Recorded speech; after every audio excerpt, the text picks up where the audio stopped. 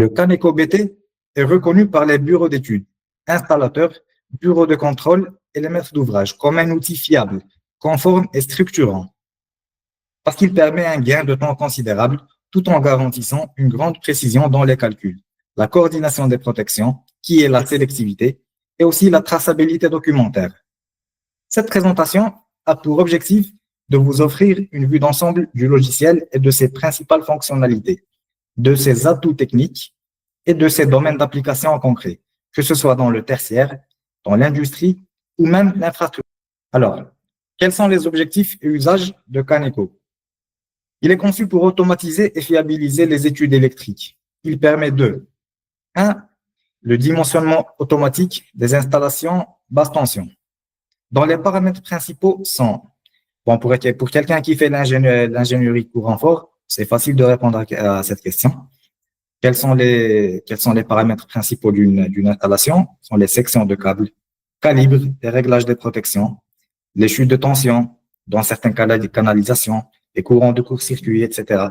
Voilà. À titre d'exemple, ici, voilà, donc là, j'ai une feuille de calcul d'un départ qui est alimenté à partir d'une armoire TGBT qui s'appelle AEG rez-de-chaussée, d'accord? Et voilà le résultat que j'ai obtenu.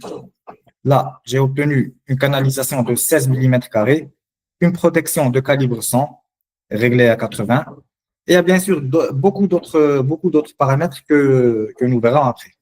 D'accord? OK. Deuxièmement, la vérification de la sélectivité et la coordination entre les protections. Qu'est-ce qu'on entend par là? Alors, c'est d'assurer que la protection d'un départ déclenche avant la protection située dans le tableau amont, avec la possibilité de vérifier avec les courbes de déclenchement. Ce qui veut dire que ça, c'est l'armoire principale, c'est les courbes de déclenchement du disjoncteur général, d'accord? Et ça, c'est les courbes de déclenchement du disjoncteur qui vient après. Nous voyons bien qu'il n'y a aucune zone de chevauchement, ce qui veut dire que la sélectivité, dans ce cas, elle est assurée à 100%. Ce qui veut dire qu'il n'y a aucun risque qu'un dommage ou bien un défaut qui se produit au niveau de cette armoire AEG rez-de-chaussée n'affecte la protection par le disjoncteur général de l'armoire TGBT. C'est ce qu'on entend par sélectivité. OK? On continue.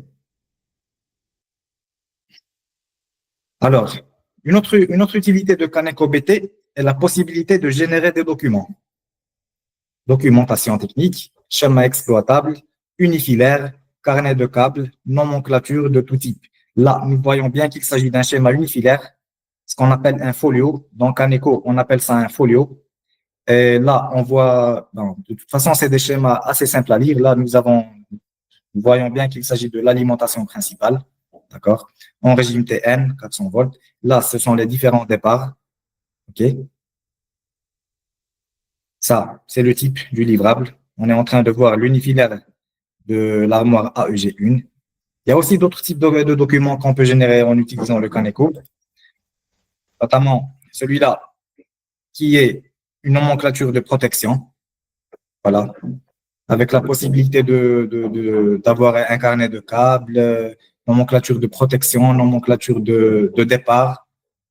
Donc voilà, il y a beaucoup de choses qui sont exportables en utilisant ce logiciel.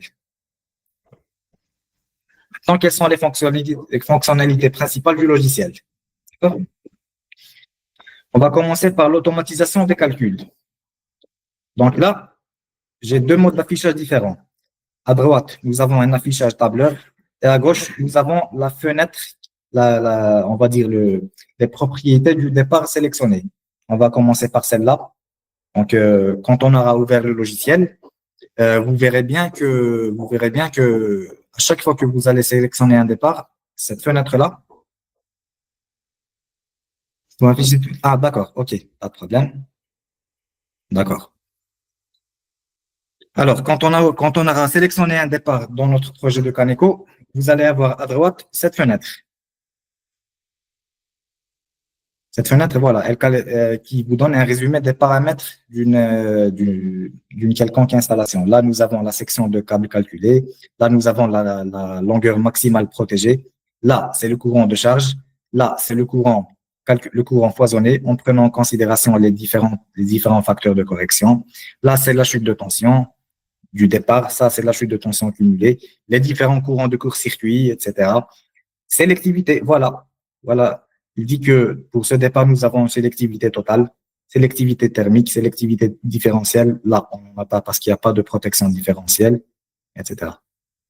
Là, nous avons un affichage tableur, qui veut dire qu'il vous donne tout simplement un tableau pour voir la conformité des résultats. Si vous voyez une couleur rouge, ce qui veut dire rouge ou bien magenta parfois, ou bien violet, si vous donne une couleur différente du noir, ce qui veut dire que ce départ, il est à revoir. Ce qui veut dire que le calcul n'est pas conforme, tout simplement. Je vais vous montrer une fenêtre. D'accord? Tout le monde voit la fenêtre de Kaneko? Écrivez 1 si c'est le cas. Très bien. OK. Alors, je vais vous afficher l'unifilaire général. Ça, c'est un projet que j'ai fait juste pour vous montrer. C'est à titre d'exemple. D'accord? Vous voyez l'unifilaire général? Voilà. Donc, à chaque fois que je vais sélectionner un départ, je sélectionne celui-là qui est un départ prise. Il y a cette fenêtre qui va s'afficher à la droite. Voilà. Donc, nous avons toutes les données que nous venons de citer précédemment, tout ce qui est sectable, les différents paramètres. Alors, si je vais... Oui, OK, monsieur Axel, il n'y a pas de problème. D'accord. En fin du webinaire, on va communiquer avec vous. Il n'y a pas de problème. On continue. Donc, revenons maintenant à notre fenêtre. Ça, on a dit que c'est pour le calcul automatique des différents paramètres. Là, nous avons un courant de court-circuit. Là, nous avons la chute de tension cumulée, la chute de tension du départ sélectionné, etc. Très bien. Maintenant, on reprend la présentation. La deuxième fonctionnalité de Kaneko, parmi beaucoup d'autres, est le choix automatique des protections. Quand vous aurez lancé le calcul, vous aurez la possibilité de choisir, ou bien, comme on dit dans le langage de Kaneko, de forcer, si vous voulez, des types de protection avec les calibres que vous voulez, les pouvoirs de coupure que vous voulez, et aussi les réglages que l'utilisateur aura choisi. Là, par exemple, nous avons la gamme NSX avec un calibre 100 réglé à 80, d'accord, avec un pouvoir de coupure de 25 kg. C'est bien, ça c'est le type déclencheur magnétothermique. Il y a bien sûr la possibilité de choisir d'autres marques avec d'autres gammes et même d'autres types. Là, pour ceux qui connaissent bien l'appareillage électrique, le NSX, il s'agit d'un disjoncteur à boîtier moulé. Mais il est tout à fait possible de choisir des disjoncteurs modulaires de type C, de type D ou bien de type B, que ce soit en monophasé ou bien en triphasé. Tout dépend de l'application, bien sûr. D'accord? Alors, au début de chaque projet, parmi les nombreuses fonctionnalités de Kaneko, c'est de choisir les sources. Comme par exemple, dans notre cas, dans cette fenêtre, vous voyez bien qu'il y a la possibilité de choisir une alimentation par groupe électrogène, ou bien par transformateur, par tableau IK, ou bien par tableau RX. Les deux dernières, ça concerne une alimentation en basse tension. Si on sélectionne le tableau par IK, il faudra bien sûr connaître au préalable la valeur du courant de court-circuit. Et ce n'est pas tout à fait évident d'obtenir cette valeur dans tous les cas parce que, en général, quand on se fait alimenter par un distributeur d'énergie, il vous donne un câble BT et il vous préconise une valeur bien déterminée pour le pouvoir de coupure des protections. Et puis voilà. Par contre, pour la dernière tableau par RX, là, il faudra connaître la réactance et les différents paramètres du réseau électrique. Et ça, c'est très rarement utilisé. Moi, personnellement, je l'utilise pas trop. Ce que j'utilise, c'est les trois premières, transfo, groupe et tableau par IK. D'accord? Bien sûr, quand on aura choisi un transfo, il y aura la possibilité de choisir la puissance, le nombre. Si on a deux transformateurs, ça sera possible de choisir le mode de fonctionnement. Est-ce qu'ils sont redondants ou bien est-ce qu'ils sont en parallèle? OK? La fréquence du réseau, la polarité du réseau, le facteur de puissance de toute l'installation électrique, le schéma de liaison à la Terre, le SLT. Autrement dit, le régime du neutre, la tension au secondaire du transfo, et ça, c'est la tension à vide. Bon, ça, c'est par défaut. C'est des valeurs usuelles, d'accord? Après, ici, nous avons la liaison entre le transfo et le tableau général de basse tension. Longueur, type, matériaux et aussi mode de pose. Là, c'est les facteurs de correction qui concernent la température, la proximité, le facteur de symétrie, etc. OK? OK, je vais vous montrer un petit exemple. On va prendre notre cas que je vous ai montré tout à l'heure. Tout le monde voit le Kaneko?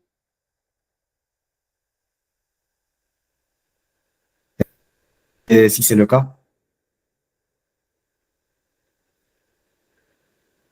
OK, très bien. Alors, si je vais ajouter ce transfo, d'accord, il y aura la possibilité de choisir les puissances. Dans la version 2019, moi j'ai la version 2019, la puissance maximale s'arrête à 1250. OK? Ça, c'est le couplage. Pour une distribution basse tension, on ne touche pas à ça. C'est le couplage DIN parce que le secondaire, il est en étoile. D'accord? Un transfo à huile, mais il y a aussi les transfos secs. Un transfo sec, il faudra bien sûr il faudra bien sûr paramétrer le logiciel de façon à accepter le type en question. Donc, si vous cliquez sur ça, dry, ça veut dire sec. Donc, vous allez voir que ça va changer automatiquement. Fréquence des réseaux, polarité. Bon, si on a un transformateur, c'est évident qu'on va distribuer en trois phases neutre plus TE. OK? Monsieur Axel? Ah, vous ne voyez pas le Kaneko? Attendez, j'arrête le partage et je refais, d'accord? Voilà, bon, je viens de repartager mon écran, Monsieur Axel. J'espère que ça marche pour vous dans ce cas. Sinon, il faudra essayer de vous déconnecter et revenir. Peut-être que ça va marcher. Reprenons maintenant la présentation PPT. Alors, on était en train de parler des fonctionnalités principales du logiciel. OK? Maintenant, nous avons les modes d'affichage. Là, ce que vous voyez, c'est un synoptique. C'est un schéma synoptique qu'on peut visualiser sur Kaneko.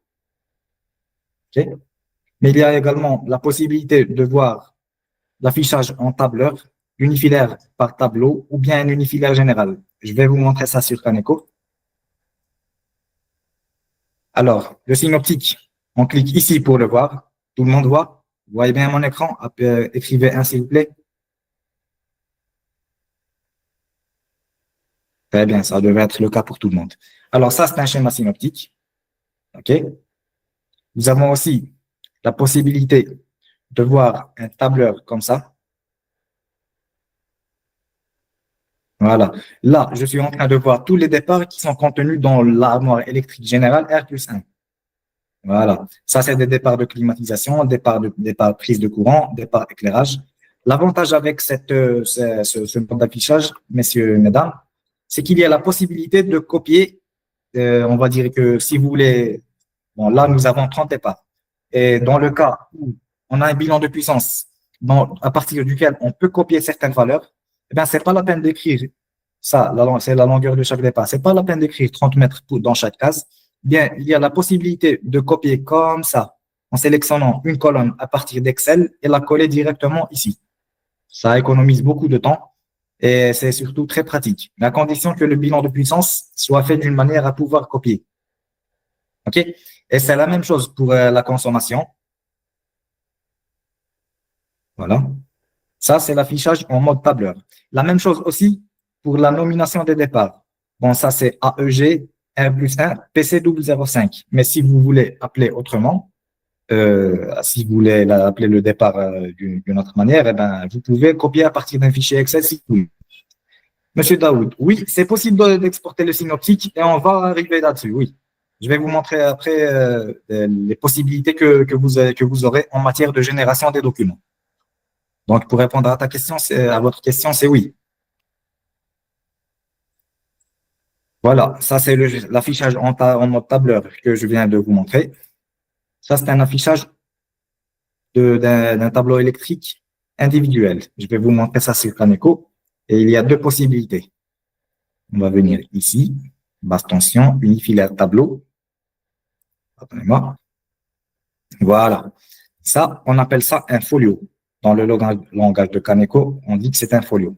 Ce qui veut dire que Ce livrable-là, il est possible d'être exporté sous format PDF. Ça concerne uniquement un tableau électrique qui est le TGBT. D'accord? Regardez ça. Alors, il y a l'unifilaire tableau folio. Il y a aussi un affichage simplifié dans lequel vous verrez ça. Ça, c'est la source. Ça, c'est le départ. Il y a aussi un autre un peu plus détaillé. Voilà. Sur lequel on peut voir les calibres des protections, la polarité, le type de la protection, le nom du départ, ainsi que la polarité du câble. Ça, c'est pour les modes d'affichage. D'accord? On continue. Maintenant, pour une autre fonctionnalité, c'est la génération des documents. Alors, il y a la possibilité, grâce à l'outil d'impression, de générer plusieurs types de documents que vous voulez. Donc là, il suffit juste de choisir les tableaux qui sont concernés par votre exportation. Après, ça sera facile de choisir qu'est-ce que vous voulez. Est-ce que vous voulez un unifilaire, ou bien vous voulez un synoptique, ou bien vous voulez une nomenclature de câbles, un carnet de câbles, ou bien une nomenclature de protection. Il suffit juste de sélectionner là, dans cette liste, vous faites un aperçu pour vérifier si c'est OK pour vous et vous exportez. OK? Donc, Monsieur Daoud Belkadi, je pense que j'ai répondu à votre question. Il y a la possibilité d'exporter. Je vais vous montrer. Alors, quand on ouvre Caneco, il faudra appuyer sur impression, mise en page. Et voilà, vous déroulez votre liste pour avoir tous les départs. Vous sélectionnez ce que vous voulez.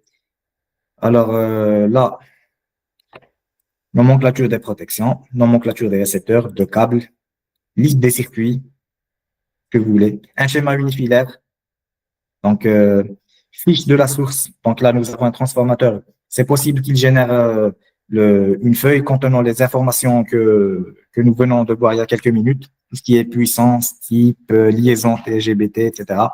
Donc voilà la fonction pour exporter des livrables à partir de Caneco. Maintenant, on reprend notre Abdelmoujib. Ajouter une source secours. Oui, c'est tout à fait possible. Exactement. C'est tout à fait possible d'ajouter une source. Il y a la possibilité d'ajouter un deuxième transformateur. Il y a la possibilité aussi d'ajouter un groupe électrogène. Et il y a également la possibilité d'ajouter un tableau ondulé, un UPS, autrement dit, ou bien une alimentation sans interruption. Donc, c'est oui. Pour vous répondre, c'est oui. Alors, continuons avec la présentation. Quels sont les atouts et les avantages de Caneco? Alors, le Caneco BT présente de nombreux avantages pour les bureaux d'études et installateurs, parmi lesquels on peut citer un dimensionnement automatique des installations BT. Voilà. Le gain de temps par rapport au dimensionnement manuel. Le dimensionnement d'un système de distribution est simple. Il suffit d'injecter les paramètres et de lancer le calcul. Puissance des sources, régime de neutre, longueur des canalisations, mode de pause, ajout des charges, etc. La fiabilité. Fiabilité des calculs et conformité systématique. Le Caneco BT effectue l'ensemble des calculs de dimensionnement en s'appuyant sur un programme basé sur les prescriptions normatives. Ce qui veut dire que chaque étape, calcul de courant de charge, du courant de court-circuit, vérification de chiffre de tension, coordination des protections, est complètement automatisée selon les exigences précisées de la norme NFC 1500 pour les installations électriques à basse tension, ainsi que celle des normes IEC internationales applicables. Cela permet de garantir pour chaque circuit la conformité aux critères de sécurité, section minimale, pouvoir de coupure, sélectivité, etc., tout en optimisant les performances techniques et surtout économiques de l'installation. Alors, qu'est-ce que monsieur Jeffrey? Sur le dimensionnement de l'installation, comment faire pour calculer la longueur du câble indiquée sur Caneco BT? Ah non, monsieur, c'est la longueur du câble n'est pas calculée, c'est un paramètre qu'on doit injecter. Donc, vous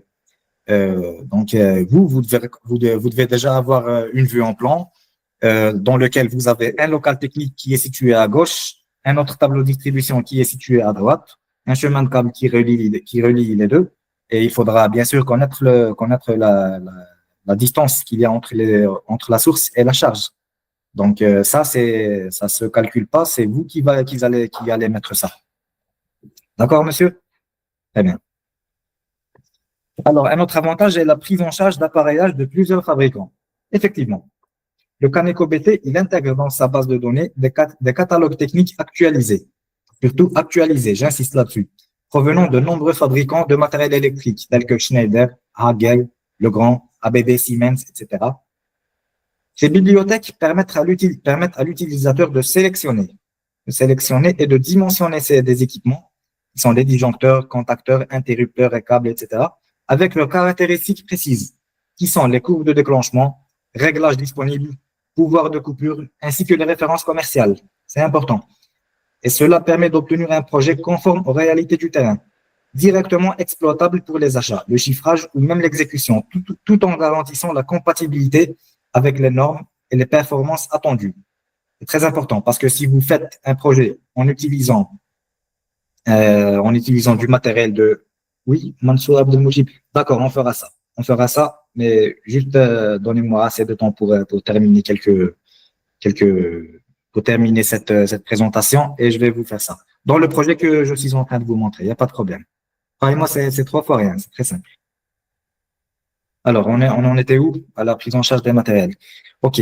Donc, si vous dimensionnez, si vous faites une étude de projet en vous basant sur du matériel d'une certaine marque, ben, il y a une possibilité que vous ne trouverez pas l'équivalent dans une autre marque. Donc, si vous avez un calibre de 100 ampères avec un réglage de 70, il y a quelques chances pour que vous ne trouviez pas le réglage 70 dans toutes les autres gammes de produits. Donc, au lieu de trouver un réglage de 70, vous allez trouver un réglage de 80. OK? D'accord. Maintenant, la fiabilité des calculs et conformité systématique. En fait, Caneco, c'est un outil validé par les organismes de contrôle. Il est reconnu et utilisé comme un outil de référence par les principaux bureaux. Ces organismes chargés de vérifier la conformité réglementaire et la sécurité des installations électriques acceptent volontiers les notes de calcul et les schémas générés par le logiciel comme pièces justificatives valides dans les dossiers techniques. Ce qui veut dire que si vous travaillez, peu importe où vous êtes, si vous générez un document en utilisant le Caneco, eh ben, vous avez la certitude que le document sera accepté. Donc, tout ce qui est mise en forme et caractéristiques mentionnées, c'est automatiquement accepté par les bureaux de contrôle. OK? D'accord. Cette reconnaissance, elle repose sur la rigueur des algorithmes de calcul du logiciel, ce qu'il est programmé, et sa conformité aux normes en vigueur, la NFC 1500, la IEC 60364, etc., ainsi que sur la traçabilité et la clarté des documents produits. Cela en fait un outil fiable et indispensable dans le cadre des contrôles réglementaires, des commissions de sécurité et des démarches de certification. Surtout par rapport à la certification, c'est très important. Un autre atout est la simplicité d'utilisation. Oui, c'est le cas. L'utilisation et l'export vers d'autres logiciels. Le Caneco BT dispose d'une interface graphique simple, structurée autour de schémas unifilaires dynamiques qui facilitent la modélisation et la compréhension des installations électriques étudiées. L'utilisateur peut en tout moment visualiser, modifier et organiser son réseau en utilisant la fonction glisser-déposer pour les composants avec une mise à jour automatique des calculs associés. De plus, le logiciel propose des fonctionnalités d'export et d'interopérabilité avancées avec d'autres outils de conception, tels qu'AutoCAD pour la génération des plans. Cette compatibilité permet une intégration fluide dans les workflows de conception pluridisciplinaires, tout en assurant la cohérence des données techniques entre les différents intervenants du projet. D'accord? Monsieur Abdelmoujib, vous demandez l'ajout d'un groupe électrogène, si je ne me trompe pas. D'accord, on va voir ça. Donnez-moi une minute, s'il vous plaît.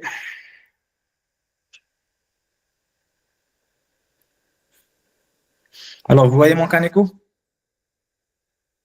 Il est 1, si c'est le cas, si c'est clair.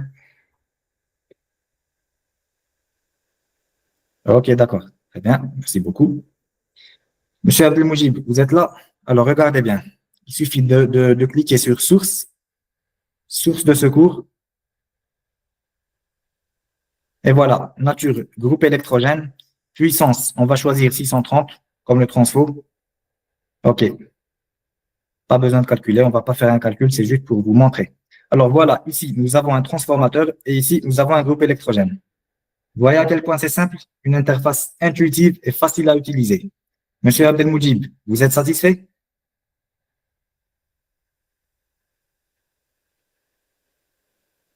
J'espère avoir été clair. Très bien, merci beaucoup. Nous avons une licence, monsieur Badamanzi. Donc, le, le Caneco est un logiciel payant. Nous avons une clé de licence et vous pouvez avoir bien sûr la liste des tarifs sur le site officiel de Alpi. Il n'y a pas de quoi, monsieur Lounès. OK. On continue avec la présentation. On y va. Alors, on en était où? Maintenant, on va voir quelques cas concrets d'application pour le logiciel. Études complexes d'installation tertiaire. D'accord. Donc, ça concerne tout ce qui est bureaux, hôpitaux, hôtels, oui. Donc, ce logiciel, il prend en compte l'ensemble des besoins fonctionnels et normatifs de ces environnements, en intégrant les différents niveaux de distribution, tableaux principaux, TGBT, autrement dit, les tableaux divisionnaires et les coffrets terminaux, les régimes de neutres adaptés, les contraintes de sélectivité, les sources de secours, ainsi que les scénarios de continuité de service. C'est important.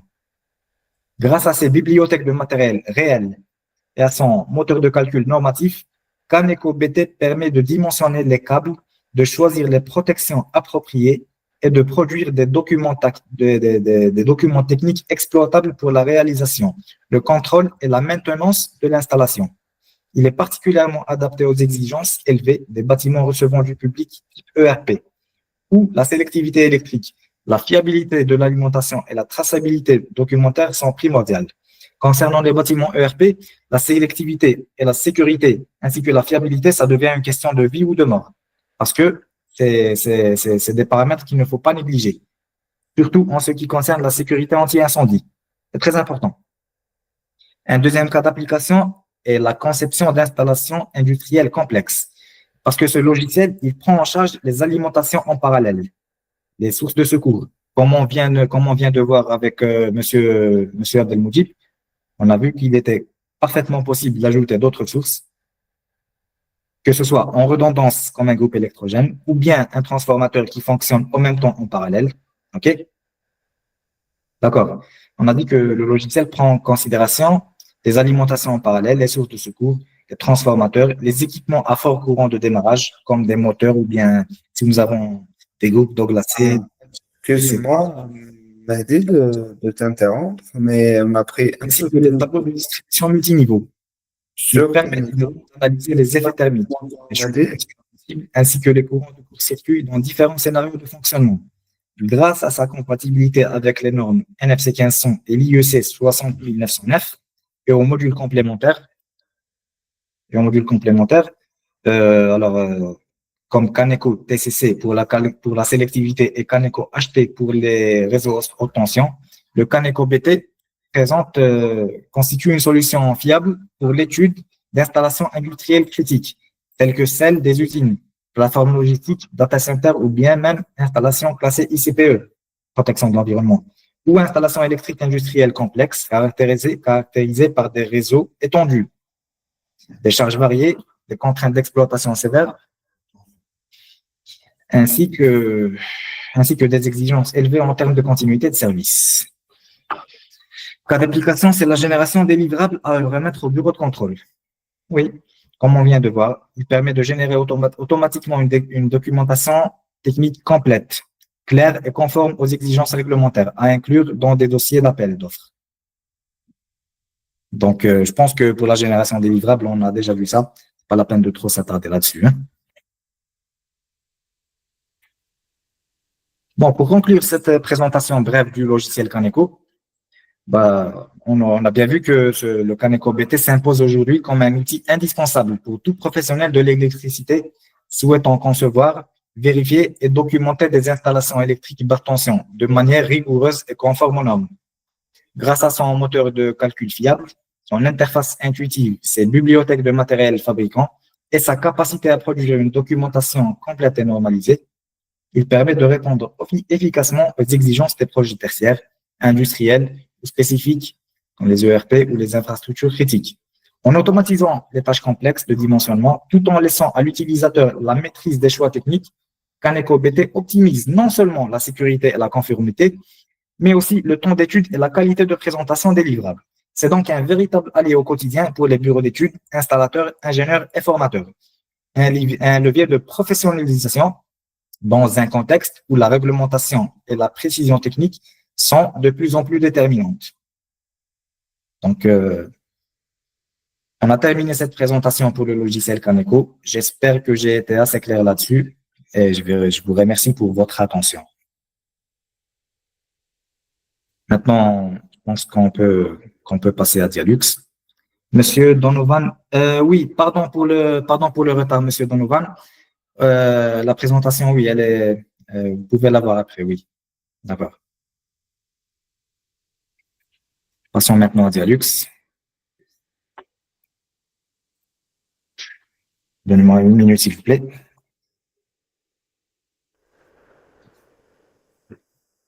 Bon, alors, le Dialux est un logiciel de calcul disponible au téléchargement sur le site de dialux.com. Donc, il y a une version gratuite qui est téléchargeable avec, bien sûr, certaines restrictions. Monsieur Mohamedou, pardon, je voudrais savoir comment. D'accord. Monsieur Mohamedou, le Dialux est téléchargeable. Il est disponible au téléchargement sur Internet et il est gratuit. Il y a une version gratuite que vous pouvez utiliser qui est bon, plus ou moins fiable, avec certaines restrictions, bien sûr, par rapport à la version payante. Sur le site, c'est dialux.com, je crois. Enfin, vous écrivez Dialux et ça sera facile après. OK. C'est un logiciel de calcul disponible au téléchargement sur le site officiel de dialux.com. Développé par l'Institut allemand DIAL, ce logiciel permet de concevoir et simuler des installations d'éclairage dans des bâtiments, en extérieur ou en voirie, ce qui veut dire l'éclairage routier. Ce qui en fait en qualité d'ingénieur d'études, nous serons amenés à rencontrer ou utiliser ce logiciel dans nos projets.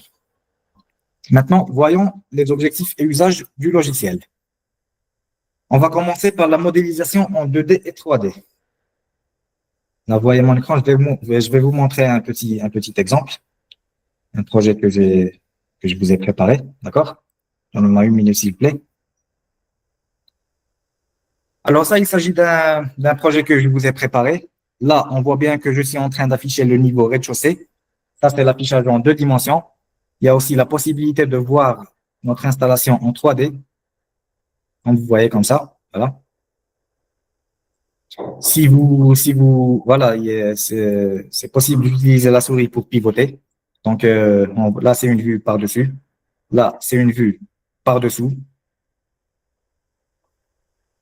OK? C'est ça la modélisation en 2D, en 3D. Donc, c'est relativement simple.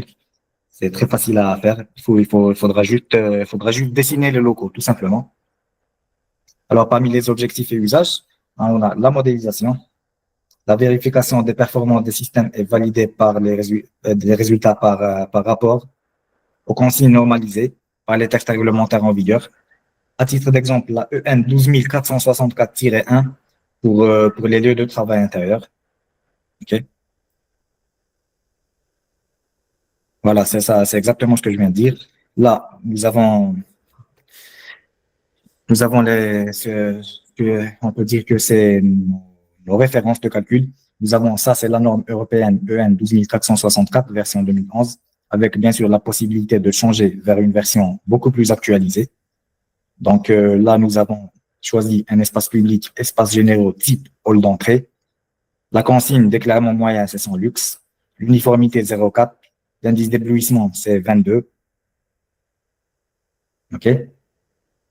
Troisièmement, concernant l'optimisation des résultats, en fait, c'est en prenant en compte les différents paramètres qui sont les dimensions des locaux, les couleurs et matériaux des revêtements, ainsi que l'influence de ces critères.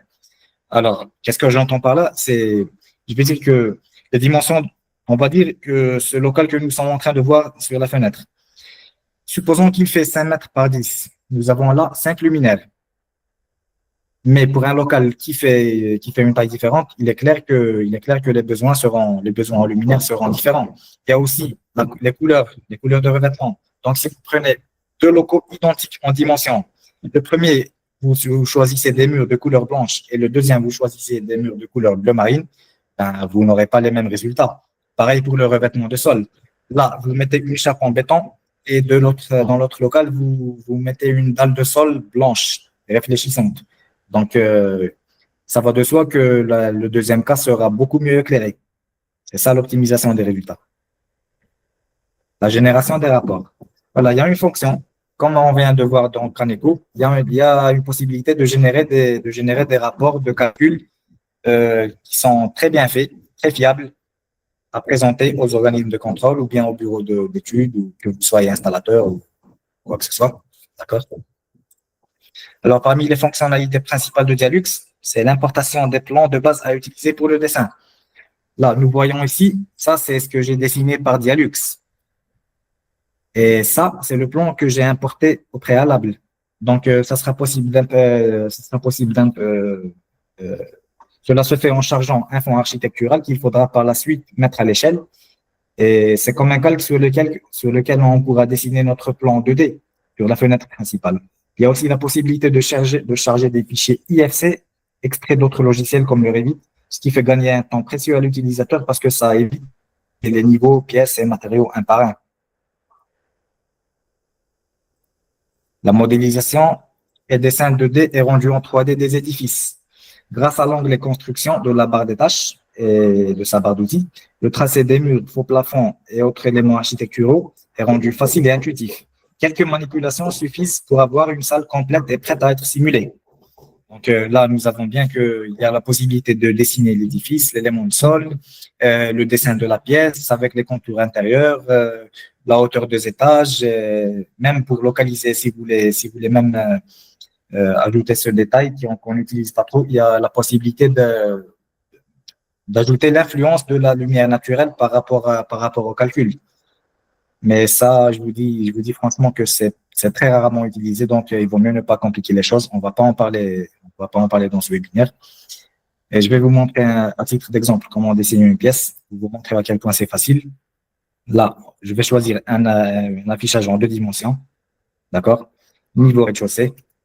Après, il faudra venir ici, construction d'étage et édifice. Il suffit juste de cliquer, dessiner une nouvelle pièce. Voilà, je vais en dessiner une ici. Clic droit, fermez le polyline. Et voilà, nous avons une pièce qui est déjà prête. On va voir le rendu en 3D. La voilà, je viens de la dessiner. Vous voyez bien que la couleur est différente. Donc, on a dit qu'il était possible de changer les couleurs des murs et revêtements de sol, etc. Ça, je fais ça juste pour vous montrer à quel point il est simple de modéliser une pièce.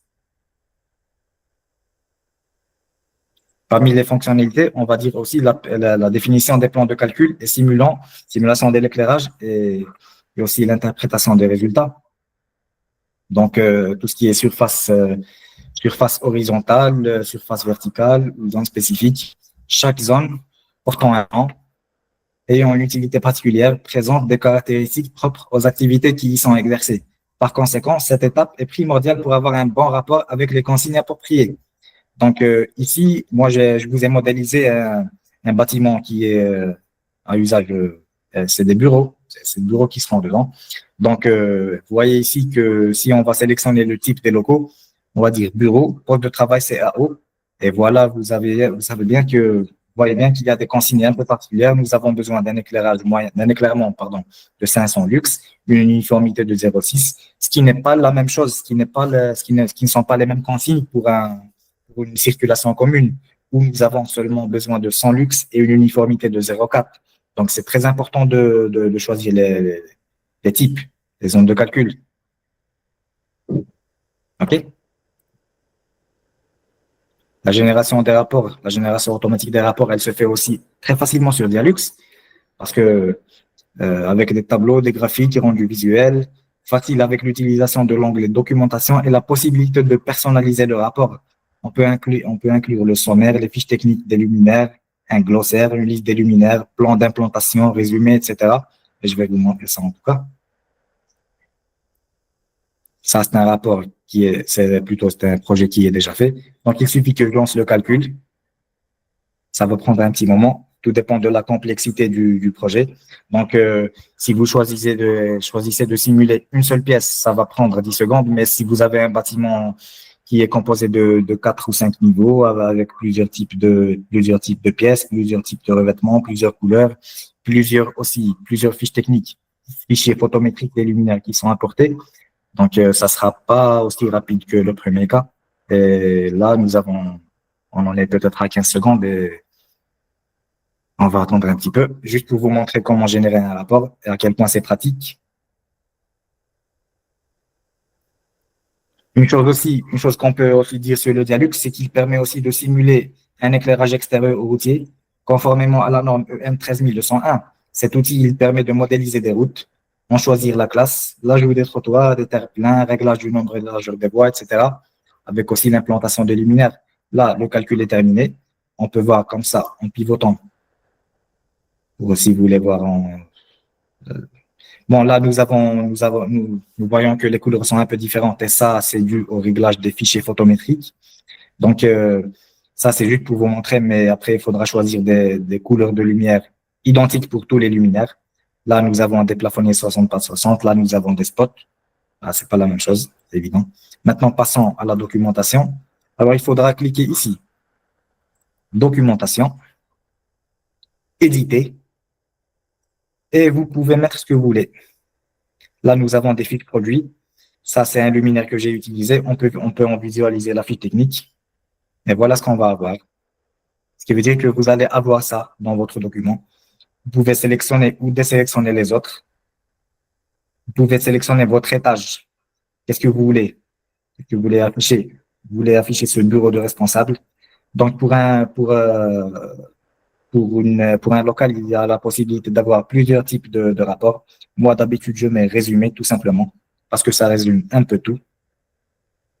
Nous avons ici un plan avec une disposition des luminaires. Nous avons ici des données physiques du local avec même les degrés de réflexion, etc. Dans la prochaine page, nous avons les résultats. Voilà, ça c'est le plan utile. Voilà, ça c'est le clairement, ça c'est la consigne, contrôle. OK, c'est bon. Ça, c'est le facteur d'uniformité. Là, on en est à 0,7 et la consigne, elle est de 0,6. Le résultat est bon.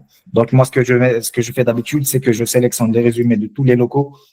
Je sélectionne aussi les fiches des techniques des luminaires. Je fais aussi un contenu qui est le sommaire.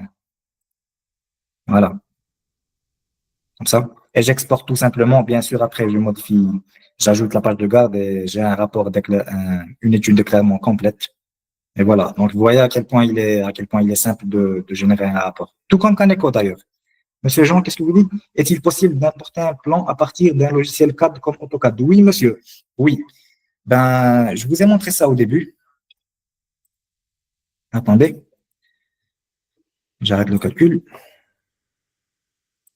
Vous voyez ici, je vais afficher le plan du rez-de-chaussée que j'ai utilisé comme plan de base. Vous voyez, il est là, il n'est plus là. Il suffit juste de cocher comme ça. Après, il ne vous reste plus qu'à tracer les locaux. Tout simplement. Vous pouvez après mettre les portes, etc. Donc, j'espère avoir répondu à votre question, monsieur. Continuons avec la présentation. Fonctionnalité principale, c'est la simulation de l'éclairage routier. Voilà, avec la possibilité de choisir la disposition des luminaires, l'espacement entre deux poteaux, la hauteur des points d'éclairage, avec tous les données pertinentes. Et voilà. Les atouts et les avantages de Caneco. Alors, pourquoi il est très utilisé dans les projets? C'est un logiciel open source disponible au téléchargement et une large panoplie d'options et outils pour la version gratuite. Il y a des versions plus développées qui sont naturellement payantes. Les résultats obtenus sont très fiables du fait qu'ils soient paramétrés par rapport aux standards et il est mis à jour régulièrement en assurant l'actualisation des réglages. Il est accessible à tous grâce à son interface intuitive et fonctionnalités simplifiées, comme on vient de voir tout à l'heure, pour quelques manipulations, comme créer une pièce, générer des documents, ainsi qu'une visualisation en 3D réaliste pour mieux représenter les résultats des calculs. Des cas d'application, ben, le logiciel Dialux Evo permet de réaliser des études d'éclairage précis et conformes pour une grande diversité d'environnements. Dans les bureaux, il facilite l'optimisation de l'éclairement en fonction des postes de travail, en assurant le respect des exigences de confort visuel, niveau d'éclairement, uniformité, limitation de l'éblouissement. Pour les hôpitaux, il prend en compte la spécificité des espaces, salles d'attente, chambres, blocs opératoires, avec des critères normatifs stricts, tels que définis dans la norme EN 464-1 et les recommandations hospitalières. Il y a aussi la mise en valeur architecturale des façades des monuments grâce à ces fonctionnalités avancées de modélisation 3D et de gestion des luminaires extérieurs, projecteurs encastrés, éclairage, etc. Ce logiciel offre une visualisation réaliste de l'impact lumineux sur les surfaces bâties, en prenant en compte les matériaux, les textures, les teintures, les couleurs des murs et l'environnement nocturne. Il permet de simuler différents angles d'éclairement, température de couleur et effet de contraste pour révéler les volumes et souligner les éléments patrimoniaux ou contemporains tout en maîtrisant les niveaux de luminance pour éviter l'éblouissement ou la pollution lumineuse. Donc, par rapport à ce point, au début de la présentation, on a parlé de fichier IFC. Le Dialux n'est pas un logiciel de dessin, donc ça ne sera pas possible de créer des formes très complexes comme le revêtement extérieur d'un bâtiment ou autre. Donc, c'est là qu'intervient l'utilité d'exporter des fichiers IFC à partir d'autres logiciels comme le Revit qu'on pourra charger sur notre logiciel Dialux et on va avoir les formes que vous aurez vues ailleurs, dans le Revit ou autre. Éclairage public dans les rues et parkings aussi. Dans les voies publiques, le logiciel permet de modéliser les chaussées et d'appliquer les normes d'éclairage routier, telles que la norme EN 13201, en sélectionnant les classes photométriques adaptées à chaque situation, des axes principaux, zones résidentielles, pistes cyclables, etc. Il calcule automatiquement les niveaux d'éclairement, luminance moyenne, l'uniformité, l'indice d'éblouissement et la luminance longitudinale, à titre d'exemple. Pour les parkings extérieurs et intérieurs, Dialux prend en compte la géométrie et la hauteur des mâts, les obstacles et les flux de circulation afin d'assurer la sécurité et confort visuel, tout en optimisant les puissances installées. Si on peut conclure, en résumé, le Dialux est un outil essentiel pour tout professionnel ou futur professionnel de l'éclairage. Il est puissant, précis, normatif et surtout gratuit. Il y a une version gratuite. Je vous encourage à l'essayer si ce n'est pas déjà fait. Et pourquoi pas suivre une formation pratique pour maîtriser les fonctions avancées. Je vous remercie pour votre attention. Maintenant, je préfère laisser la parole à mon collègue Mohamed. Il aura peut-être des choses à ajouter. Mohamed, je vous laisse la main. D'accord, merci beaucoup, Mehdi, pour cette présentation très intéressante. Il n'y a pas de quoi. J'imagine que c'était très pertinent pour tout le monde aussi. Moi, je vais parler un peu sur la partie Revit aussi, parce que, comme vous voyez, on a parlé sur trois parties, trois logiciels, et c'est le contenu aussi de notre prochaine formation. Et si vous êtes intéressé, je vous ai partagé sur les messages le formulaire que vous pouvez remplir pour y assister. Alors, sur Revit, après, donc, ça, c'est un workflow qu'on est en train d'enseigner et c'est pas juste des logiciels, c'est pas juste une formation, voilà, vous faites ça et ça, puis c'est tout. Donc, permettez-moi juste de partager mon écran. Je vais aller ici, voilà, sur le slide. Comme j'ai dit, c'est un workflow qu'on est en train d'enseigner, on est en train de former les gens sur des bonnes bases, des bonnes pratiques, comment utiliser Canico séparément, c'est peut-être pas assez compliqué. Si vous allez apprendre seulement Dialux à côté, oui, c'est bien. Revit séparément, c'est aussi bien, mais nous, la puissance de cette méthode, c'est comment apprendre à utiliser les trois en même temps, comment apprendre à intégrer les trois logiciels avec la puissance de exporter, importer ici et par là pour accélérer votre travail. C'est ça le but. Donc voilà, vous avez calculé votre installation électrique sur Canico.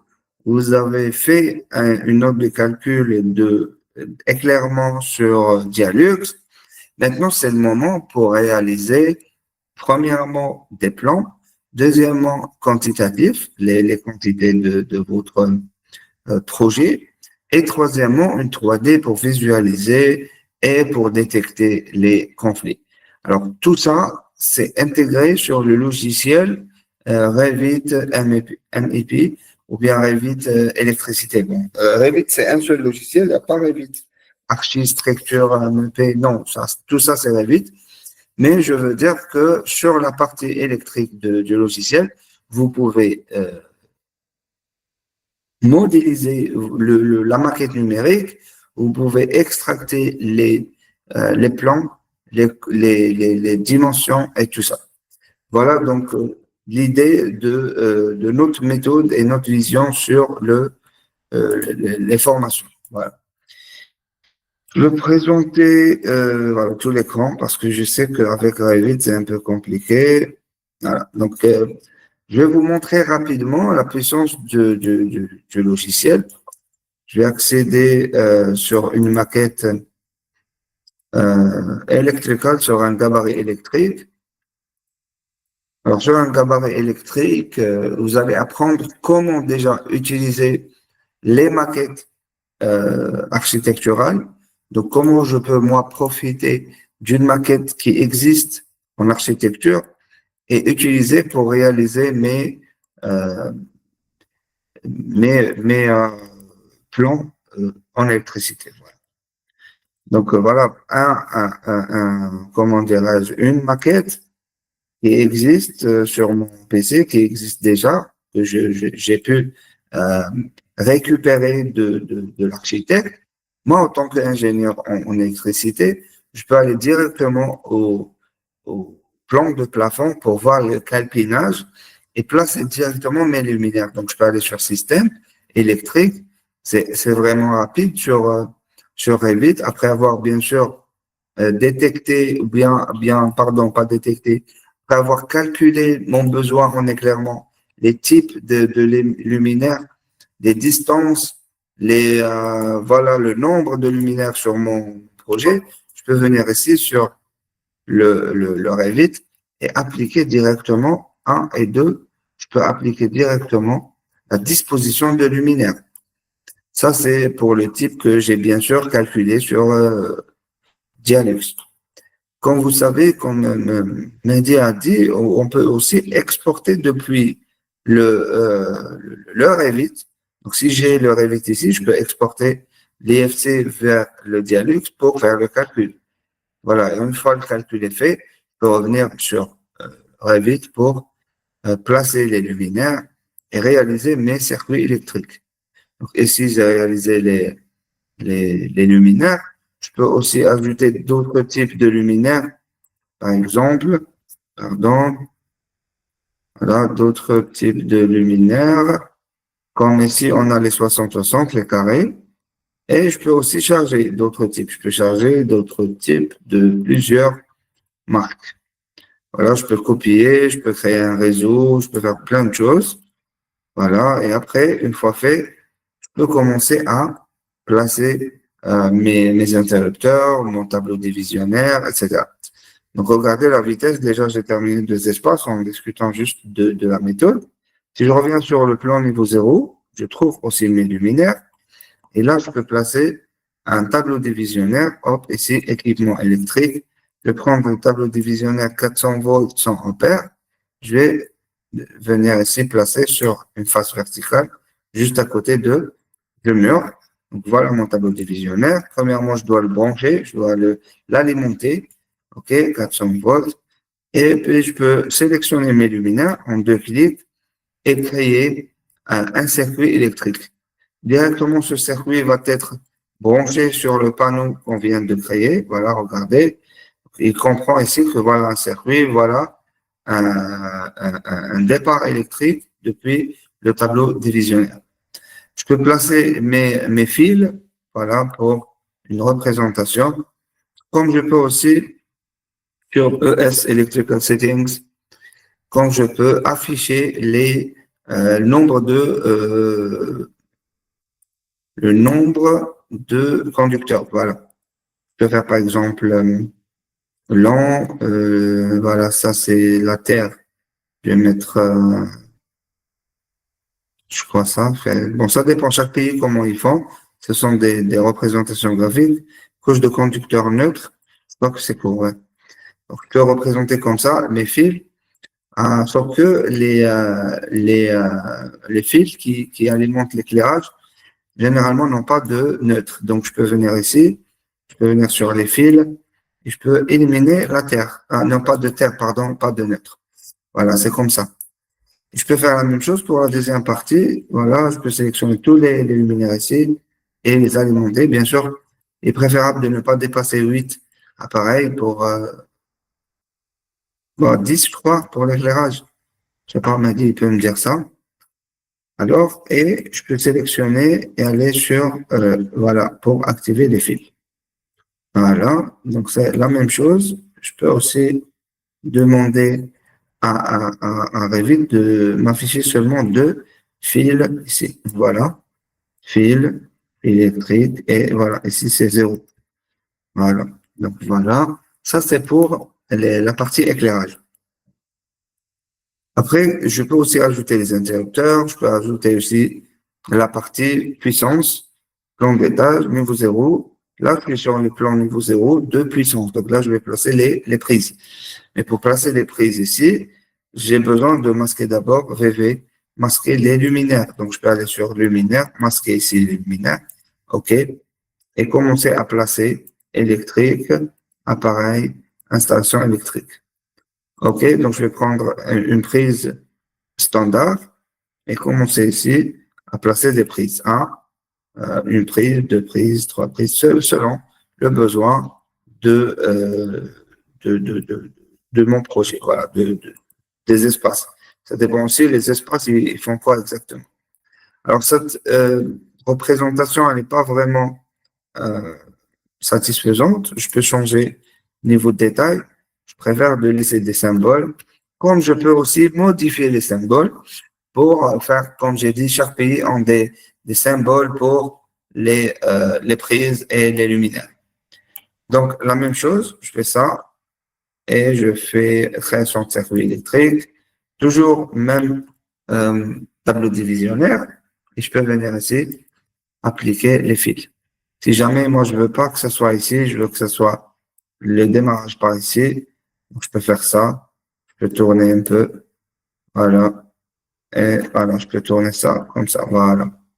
Et là, ici, là, je suis là. Bon, c'est modifiable. La même chose pour l'autre côté, je peux faire aussi comme ça, voilà, et je peux réaliser mes fils. Ça, c'est 3 de 5, donc je peux laisser 3 fils comme ça. Voilà, après, je peux réaliser aussi les chemins de câbles, les conduits, les postes transfo, les onduleurs, tout ce que vous voulez, les batteries, il y a tout ici sur Revit. Donc, je peux aller sur la partie électrique, je vais demander de créer un chemin de câble, je peux spécifier la hauteur de chemin de câble, par exemple 3 mètres. Voilà la hauteur et la largeur du chemin de câble. Je peux commencer à créer mon chemin de câble comme ça. Ici, il y a un escalier, je peux revenir ici et venir ici pour alimenter je sais pas quoi. Ici, je reviens ici et je peux venir sur mon tableau divisionnaire. Voilà, je peux faire ça pour connecter ici mon tableau divisionnaire. Voilà, donc c'est vraiment facile à faire. Après, on a aussi sur l'électricité les fourreaux, que ce soit sous le plancher, au-dessous de terrain, sous, je ne sais pas, c'est possible de le faire comme vous souhaitez. Aussi, je peux aussi créer des conduits, par exemple, de vin à l'intérieur des murs. Si je veux bien préciser les gaines électriques, comment ils passent, par exemple, d'ici jusqu'à là, avec un niveau de détail élevé. Bon, je veux un niveau de détail élevé, CTRL Z. Je veux bien un niveau de détail élevé, mais seulement pour les conduits. Je veux pas un détail pour les installations électriques. Il y a une manière aussi pour activer le niveau de détail, pour augmenter les détails, seulement pour une catégorie. Pour le moment, je vais changer juste ici. Voilà, regardez ma gaine électrique que je peux aligner, changer, modifier comme je veux. Il y a aussi un rayon de courbure que je peux gérer sur Revit par rapport au diamètre de ma conduite. Quand on termine, on a tout terminé, je peux aller sur la vue 3D électricité, pour voir que ce que j'ai modélisé est bien fait sur toute la 3D. Donc, si je veux bien changer le style visuel pour moi voir mieux, voilà, ombré. Quand je peux ajouter des filtres et des couleurs pour différencier les chemins de câbles, par exemple, de CFA par rapport à CFO, pour différencier les conduits de alimentation électrique par rapport aux conduits d'éclairage, par exemple. Tout ça est faisable. Aussi, je peux aller partie CFA. Ici, j'ai pas la partie CFA, mais je peux ajouter, par exemple, de dupliquer ici une vue, pour créer une autre vue de sécurité, par exemple. OK, par exemple, je vais créer une autre vue de sécurité ici, au lieu d'éclairage, sécurité, regardez, j'ai aussi, voilà, j'ai un autre regroupement de vues que je vais, voilà, sécurité, voilà. Donc, cette vue-là, je peux par exemple désactiver les luminaires sur VV. Je peux aller sur VV, c'est moi qui gère l'affichage sur mes vues. Et après, je peux ajouter par exemple des caméras de surveillance. Je peux aussi masquer les chemins de câbles ou bien les garder, c'est selon mon besoin. Et là, je peux aller et ajouter des caméras de surveillance ou bien je peux ajouter des détecteurs. Je peux aller sur affichage détecteur de fumée, donc alarme incendie. Voilà. Il me dit qu'il n'y a aucune famille chargée. Je peux aller chercher sur ma bibliothèque de Revit, la bibliothèque par défaut, trouver MEP électrique. Sur MEP électrique, quand on ferme, regardez, alarme incendie, appel malade, communication, sécurité. Il y a des caméras ici. Là, je peux prendre des caméras, mais attention, moi, j'ai pris la catégorie alarme incendie. Donc maintenant, si je vais choisir une caméra, ça ne va pas marcher. Pourquoi? Parce que c'est pas la même catégorie. Et ça, c'est un avantage sur Revit, c'est qu'il fait la différence entre les éléments de l'alarme incendie et les éléments de sécurité. Voilà, maintenant, pour sécurité, je peux charger une caméra. Bon, n'importe quelle caméra que je veux. Je vois pas bien, je vais zoomer un peu. Alors, bah, je veux quelque chose qui soit encastré. Voilà, ça, DOM. Je crois que c'est DOM, voilà, DOM. Je vais prendre ça. Et là, je vais pas le placer ici. Par contre, je vais le placer sur une vue plafond. Donc, je vais aussi dupliquer la vue plafond d'éclairage. OK? Et cette vue plafond, je veux qu'elle soit sur la sécurité. OK? Je vais appuyer sur VV pour masquer aussi les luminaires. Voilà, là, je peux placer n'importe quel nombre de caméras selon mon plan, mon besoin, mon étude. Et je viens ici, sécurité, voilà la caméra, placée sur une face. Je peux placer une caméra ici pour l'escalier et pour l'entrée. J'ai une entrée ici. Je peux placer des caméras sur l'angle ici, par exemple, des caméras à l'intérieur de chaque espace, à l'angle. Et chose modélisée en 2D et automatiquement réalisée en 3D. Donc, si je vais sur la 3D, regardez mes caméras. Ils sont là, voilà, ma caméra. Et quand on dit modéliser aussi sur la 3D, on dit qu'il est, voilà, attendez, je vais mettre sur 50. On dit aussi que mes éléments sont quantifiables. Quantifiables comment? Alors, je peux directement quantifier nombre de caméras. Si je peux aller sur vue, après nomenclature de quantité, je peux demander à Revit de me calculer, par exemple, les quantités de chemin de câble, les quantités de caméras, les appareils, les dispositifs de sécurité, calculer les luminaires. Si je veux savoir, par exemple, combien de luminaires j'ai sur ce projet, bon, imaginez que c'est un grand projet, c'est pas juste un petit projet comme celui-là. Donc, je vais demander les luminaires, je vais demander les familles et types de luminaires, je veux toutes les familles et types de, voilà, je veux savoir déjà famille et type, je veux savoir ils sont sur quel niveau, ok? Je veux le total, le nombre, le total des éléments, ok? Je veux, par exemple, la puissance de luminaire, ok? Le numéro de circuit, ils sont sur quel circuit? Et ils sont sur quel panneau, sur quel panneau. Si je fais OK, Revit, il va me créer une nomenclature, Voilà le nombre, 1, 1, 1 pour le moment. Et voilà la famille et type. C'est quelle famille? C'est luminaire en retrait simple. Voilà la dimension, le type. Le niveau, ils sont tous sur niveau 0. La puissance, c'est 64, 62. OK, watts. Numéro de circuit, on a deux circuits seulement. Circuit 1, éclairage 2. Le panneau, c'est le même, c'est le panneau, le seul qu'on a créé. Mais voilà, moi, je vais changer le nom de panneau. Je vais appeler TD1, celui-là. Je vais appeler ici TD1. Et c'est ça aussi, le plus grand avantage de Revit, c'est que toutes les informations sont connectées. Le nom du panneau, je vais appeler TD1, par exemple RDC. Voilà. Premier tableau divisionnaire de RDC. Si je reviens maintenant sur ma nomenclature, je vais trouver que le nom est changé ici. Regardez comment il est connecté. Maintenant, je vais demander de regrouper ça en type. Donc, je vais trier regrouper. Moi, je veux savoir quelle famille et quel type. En tête, en pied, avec une ligne vierge. Je veux savoir aussi total et ne pas détailler chaque occurrence. Regardez maintenant, c'est 10 luminaires de tel type. Le niveau, c'est multiple parce qu'il y a des luminaires hors niveau, je ne sais pas pourquoi.